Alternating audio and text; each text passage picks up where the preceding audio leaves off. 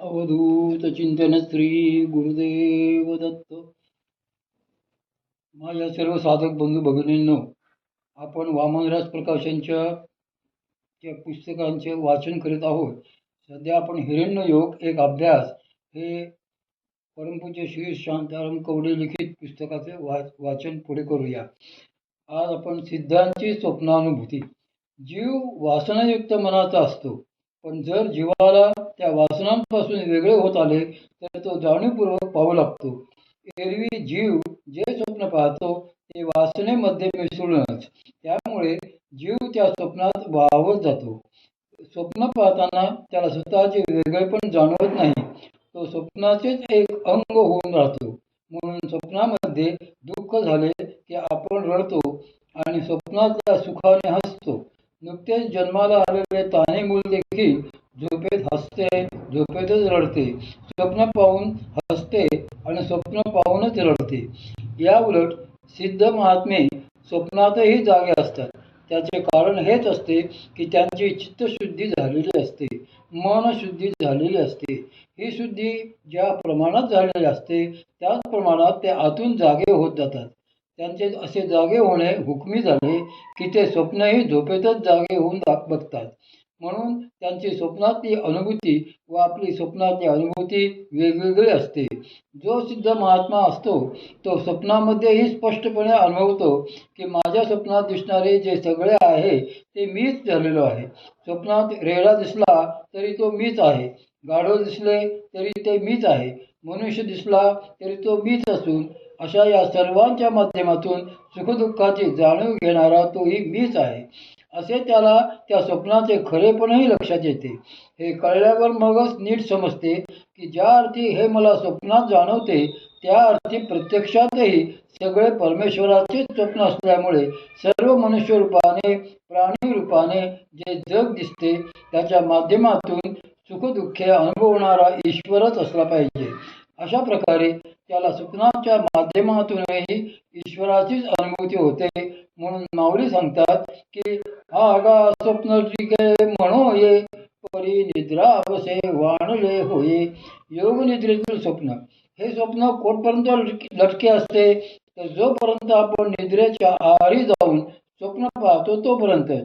पण एकदा का आपण निद्रेतून जागे होऊन त्या स्थितीत स्वप्न पाहायला लागलो की मग जाणीवेची स्थिती बदलते. त्यामुळे या महायोगात आपल्याला एक सुंदर असे पूरक साधन सांगितलेले असते. ते साधन आहे भ्रामरीचे. ते नादयोगाचे, लयलोगाचेही साधन आहे. माऊलींनी त्याचे एका अभंगात असे वर्णन केले आहे की ऋणू झुणू रे भ्रमरा, सांडी तू अवगुण रे भ्रमरा. या लययोगाच्या अंगाने भ्रामरीच्या अनुसंधानाने मनाचा, प्राणांचा लय लवकर होतो आणि आपण सहज योगनिद्रेत जातो. ही योगनिद्रा काय असते हे जर लक्षात आले तर आपले स्वप्न असे का असते आणि सिद्धांचे स्वप्न वेगळे का असते तेही आपल्या लक्षात येईल. आपले स्वप्न हे जागृती आणि निद्रा यांच्यामधली संधी असते, पण सिद्धांचे स्वप्न हे जागृती आणि योग निद्रा यांच्यामधली संधी असते. निद्रा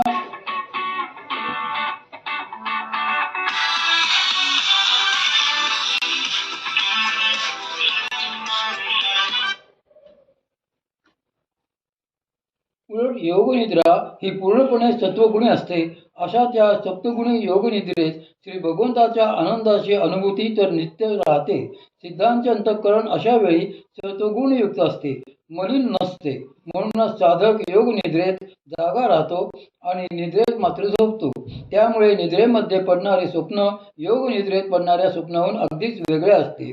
सिद्ध साधकांची अनुभूती. महायोगाच्या साधकांना नेहमीच अशी अनुभूती येते की जर योगनिद्रा व्हायला लागली तर हळूहळू त्यात भगवत तत्वाचा, सद्गुरु तत्वाचा आविर्भाव होऊ लागतो. कारण भ्रामरीने आपोआपच मध्य संवेगही साधला जातो. अशा स्वप्न आविर्भावातूनच साधक श्री भगवंताशी जोडला जातो.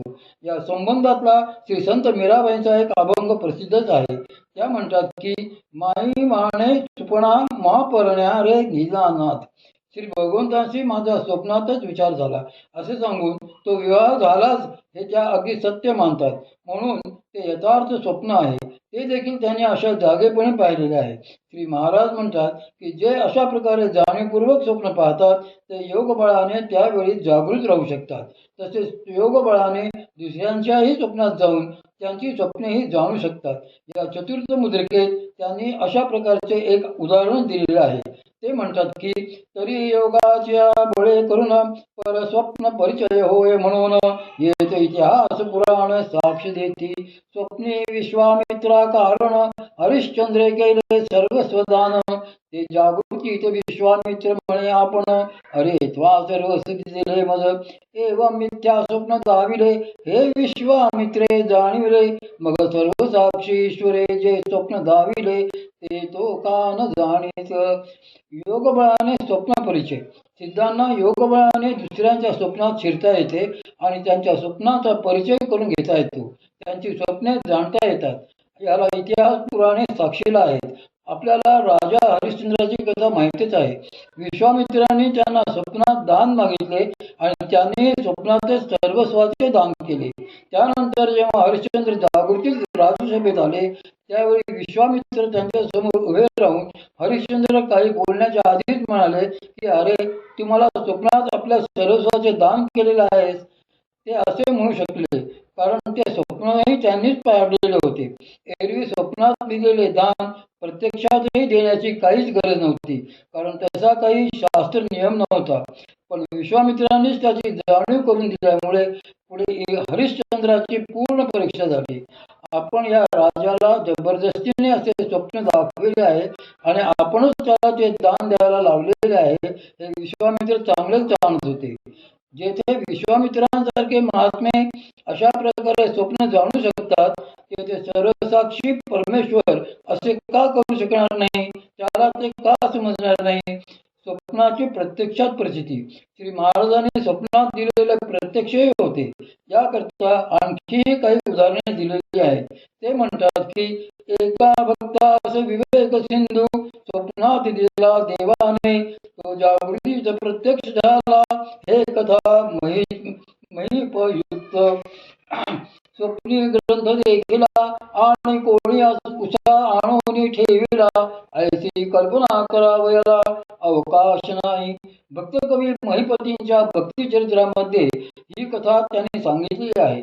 एका भक्ताला असे स्वप्न पडले की त्याला देवाने हातात विवेक सिंधू ग्रंथ दिला आणि प्रत्यक्ष जागे झाल्यावरही त्याच्या उशाशी तो ग्रंथ होता. तो तेथे कोणी आणला तो तेथे कोणी ठेवला हे समजायला काय मार्ग. शिवाय असा संशय घेण्याचे तेथे काही कारणही नाही. प्रत्यक्ष परमपूज्य श्री मामांच्या चरित्रातही अशी एक विलक्षण हकीकत आलेली आहे. त्यावेळी परमपूज्य श्री मामांचे पुण्यात श्रावण अनुष्ठान चालू होते. त्या दरम्यान एकदा ते नेहमीप्रमाणे रात्री काही काळ झोपलेले होते. ते बरोबर पहाटे 4 वाजता उठून साधनेसाठी बसायचे. त्याप्रमाणे उठायच्या थोडा वेळ आधी परमपूज्य श्री मामांना एक यथार्थ स्वप्न पडले. त्या स्वप्नात मामांच्या समोर भगवान श्री दत्त प्रभू प्रगट झाले आणि त्यांनी मामांच्या हातात एक प्रसाद रूप श्रीफळ दिले. ते हाती घेतल्याबरोबर प्रणिपात करून मामा जागे झाले. त्यावेळी जागेपणी त्यांच्या हातात ते श्रीफळ प्रत्यक्षच होते. तेच दिव्य श्रीफळ आजही माऊलीत पूजेत ठेवलेले आहे. इतकी वर्षे होऊन गेले तरी ते श्रीफळ अजूनही जसेच्या तसे आहे. दर पौर्णिमेला त्याची पूजा करतात. ज्यावेळी ते पूजेत